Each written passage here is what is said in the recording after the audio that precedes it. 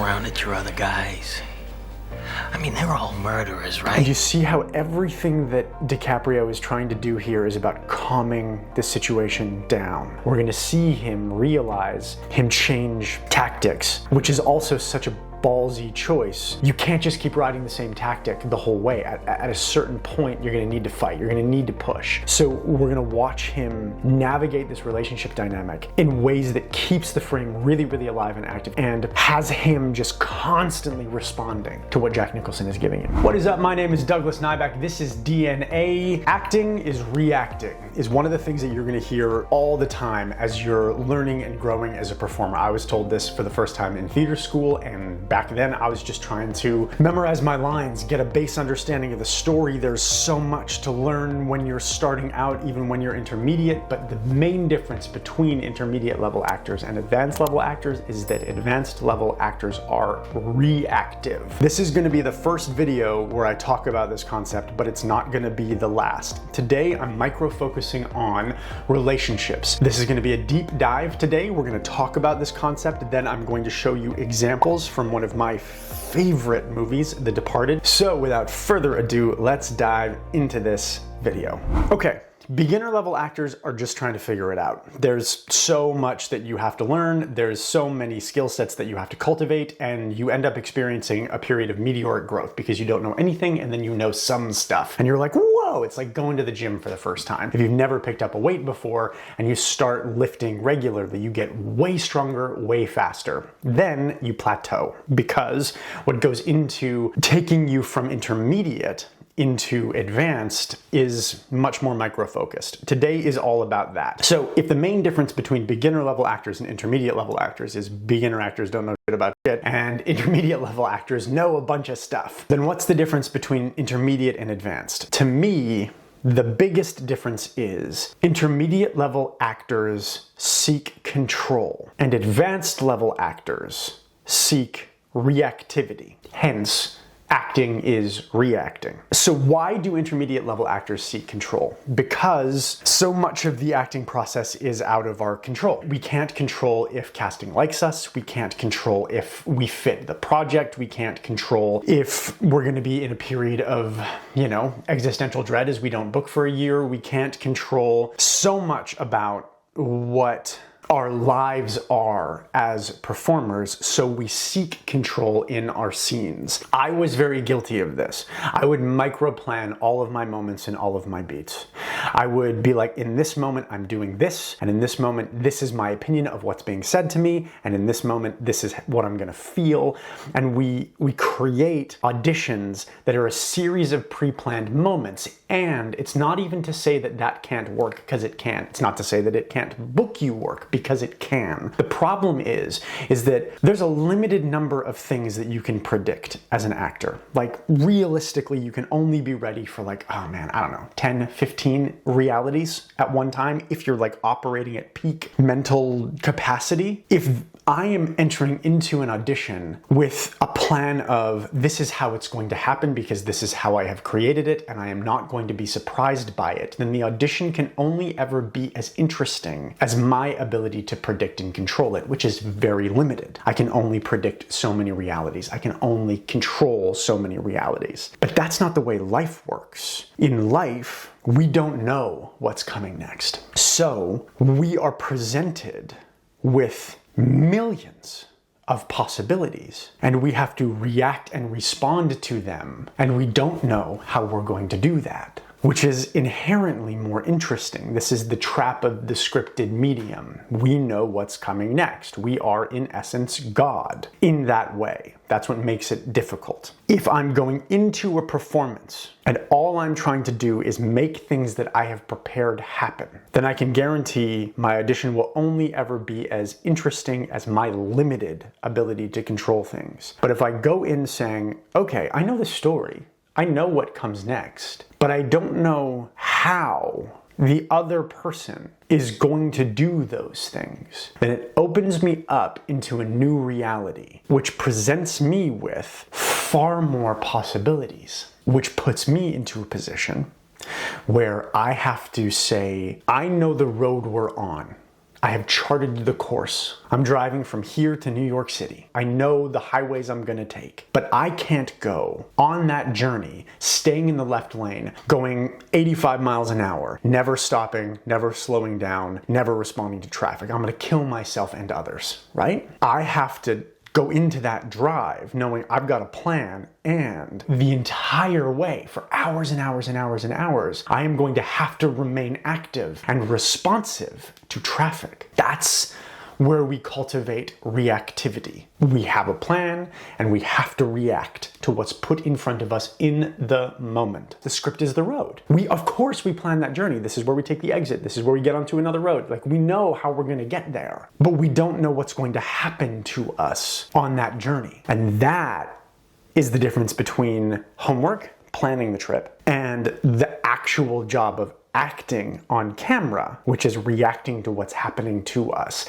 That's what we mean when we say acting is reacting. The problem with intermediate level performers is that they treat their time on camera like it's a validation of their homework or the living embodiment of their homework, as opposed to treating it like, I have planned the journey, that was for me at home, and now I go on the journey. And the only thing that I can guarantee is that it isn't going to happen the way I think it will. So here's where we get into essentially part 2 of this, which is how, very practically, do we start mining or looking for things to be reactive to? The reason why we're going to start by focusing on relationships is because when I look at my life, the thing that causes me, more often than not, to behave in a way that feels out of my control is talking to my brother.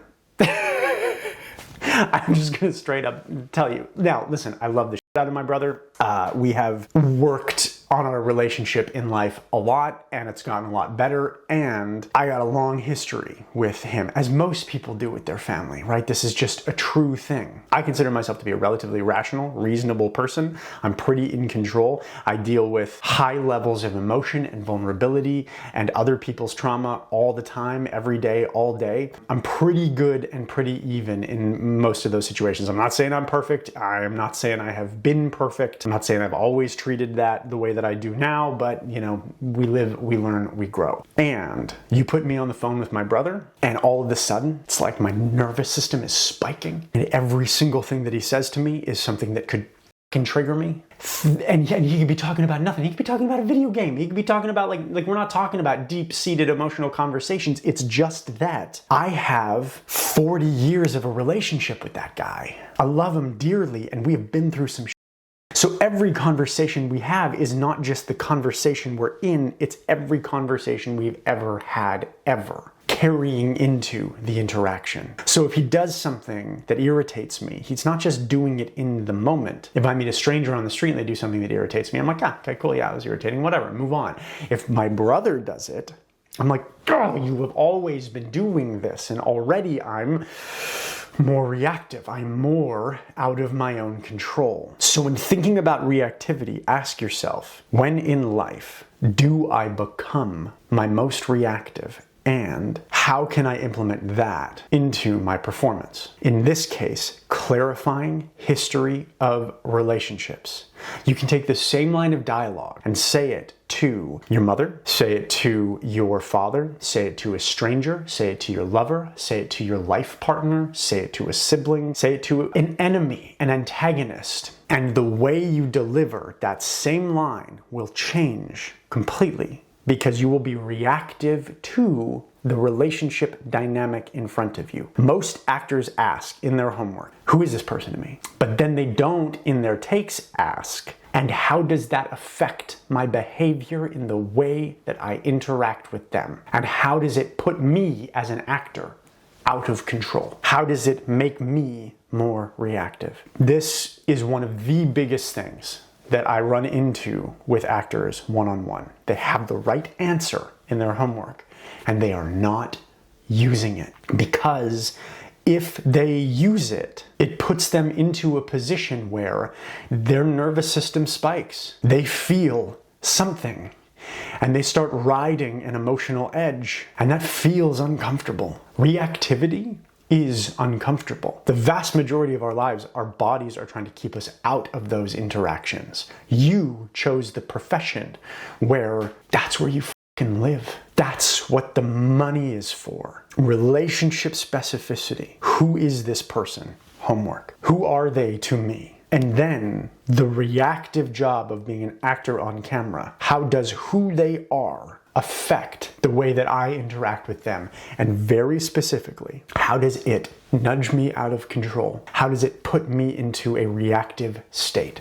And then you start operating from there. That second step, that's the difference between having the answer and understanding that the answer is a tool to be used in action. And that's the difference between intermediate and advanced level actors. You make that reactivity your default, and you're going to experience another period of meteoric rise. Our job is to convince ourselves that the fake shit is real. That's it. And real things cause us to be reactive. Now, I don't know that anybody on the planet is better at this right now than Leonardo DiCaprio, and I think his best performance in the past decade and a half has been The Departed. There's two specific scenes that I want to look at here. One with his work with Jack Nicholson, and the other with Verma Parmesan cheese. And we're gonna go in and break those down so I can give you examples of reactivity in real time, because I think that's going to be super, super, super helpful. One of the things that I was taught really early on in theater school was imitation is a tremendous tool. Studying other actors who are doing it incredibly well. It's about using an example as a gateway into, oh, this is what's possible. This is what it looks like when I'm really, really doing it. So we're going to use The Departed as that example. So now we're going to go into the old React setup, and I'm going to break this down for you, and I'm psyched about it. Let's freaking go. This is a very famous scene between Jack Nicholson and Leonardo DiCaprio, and I'm going to dive in and we're going to break it down as we go.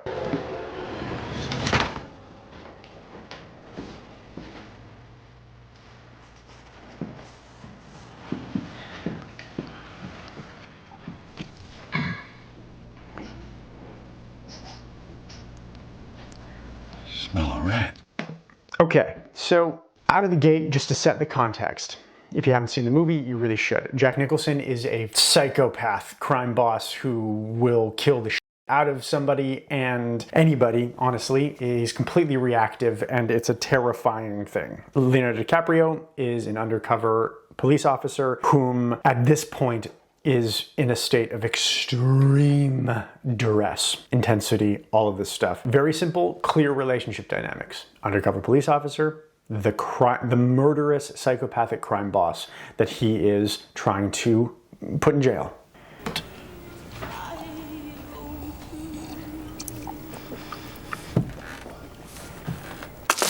Jesus Christ.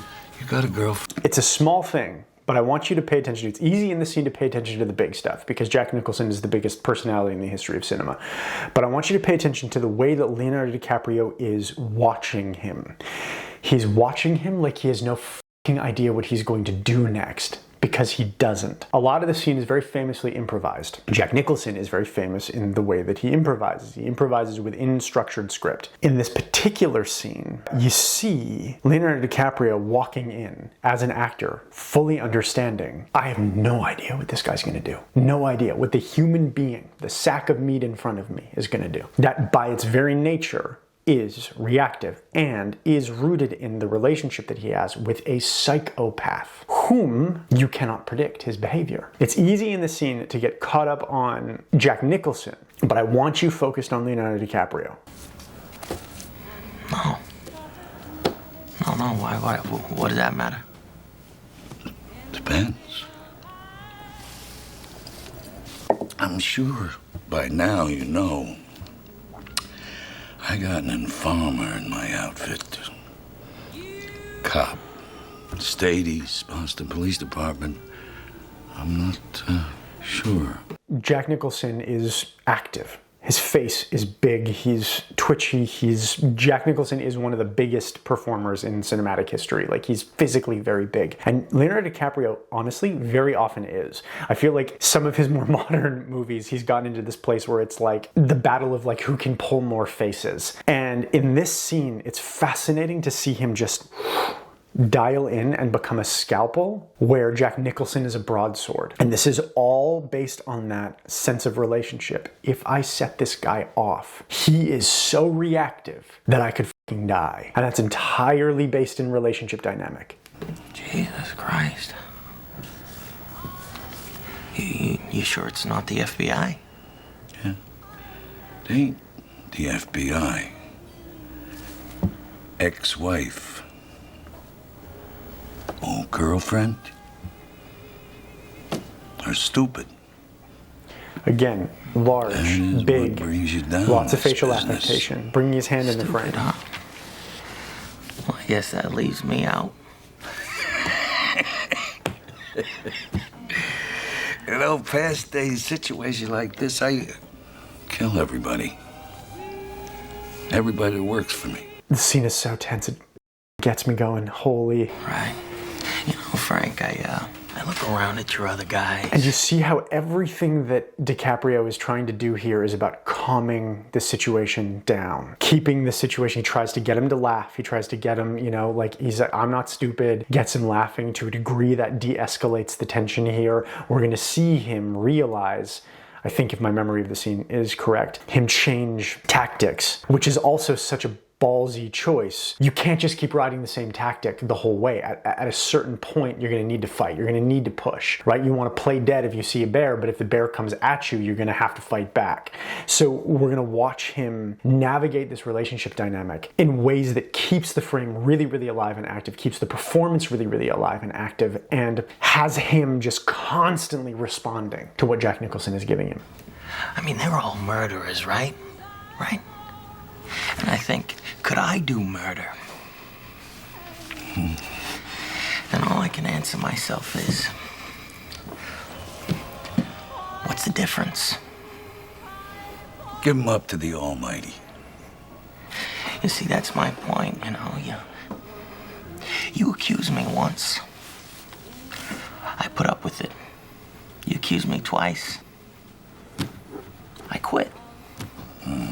You pressure me to fear for my life, and I will put a bullet in your head as if you were anybody else, okay? And there's the push. There's strength only respects strength in this world. And everybody else that's interacting with Nicholson here is going to be like, please don't, I'm not the guy, I'm not the guy. And we watch this undercover cop, this highly, highly intelligent guy who has survived thus far, realize that placating isn't going to be the way he survives this. So he pushes back. He responds to what Nicholson is giving him, and he pushes back with aggression.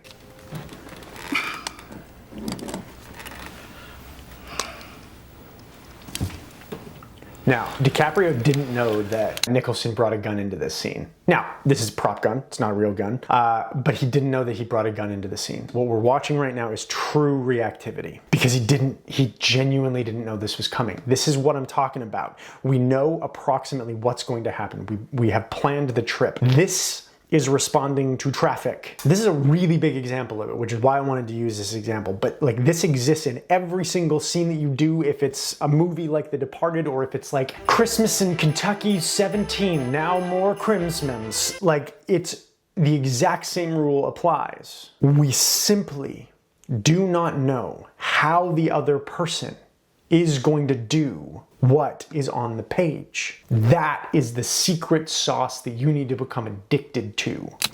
You got something you wanna ask me? Look, you're 70 years old, Frank, I'm just saying, okay? And that completely, he goes from aggression, probably assuming that Nicholson is going to lean in and be aggressive as well, but the scene's going to remain intense. The gun changes the dynamic. The gun makes Nicholson God. And we watch DiCaprio's performance completely change here. Everything, he's literally like de-escalation, de-escalation, de-escalation. I don't think that that was the plan, because he didn't know that the gun was going to be a thing. One of you guys is gonna pop you.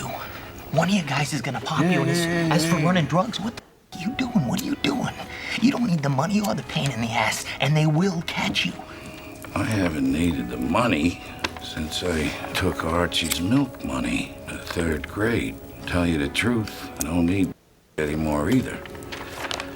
And then he just starts lighting on fire. I guarantee you this was not in the script. And again, all DiCaprio can do. In this instance, it's such an extreme example of it, but Nicholson is a bull and DiCaprio is just trying to hang on. And you have to move with the direction of the bull. I often use the metaphor of a scene as a wave and you gotta surf it. You have to be reactive to where the wave is going. You might wish it's going one direction, but the reality is that if it's going this way, we have to surf this way. Otherwise, you're just gonna fall off and be dragged into shore anyway. In this instance, I don't think it's a wave. I think it's a bull. And I think that DiCaprio's hanging on for his dear life, and that is exactly the dynamic that's happening in the scene. It's so good. French will give you all the details. Yeah, eat some, for Christ's sake. So, Nicholson leaves. End of the scene. Scene's over. This is now a setup between these two people, and Nicholson comes back into the frame. You got that? I got it. Okay. And you can tell DiCaprio doesn't know he's there. He's just in the scene now with the other actor, who's an incredible actor as well. He's just in this other scene, and then Nicholson sneaks in. Excuse me, French. I got my... Okay, Francis. Cigarette. Eat something. And he comes in, he sneaks, he starts sniffing around like the rat again, and then DiCaprio just...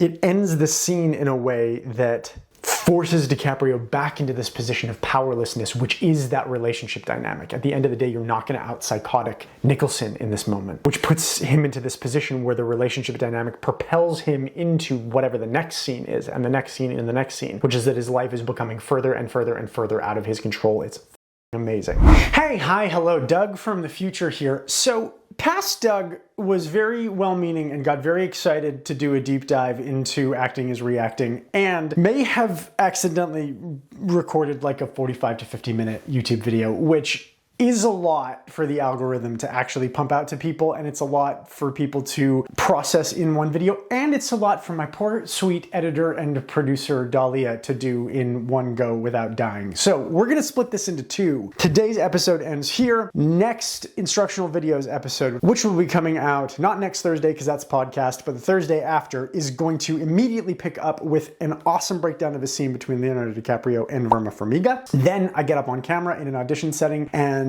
give you an actionable exercise up here that you can use to start implementing this kind of stuff in your work right away. If you found this helpful, please click like and subscribe. Anybody who comments gets entered into win a Foundations program for free. It is a course that I created that's $299. You get it for free. It teaches you literally everything you need to know to craft a bookable audition from conception to completion. So please comment. I appreciate the heck out of you. Check out our Patreon if you really want to support the channel. And listen, go be people.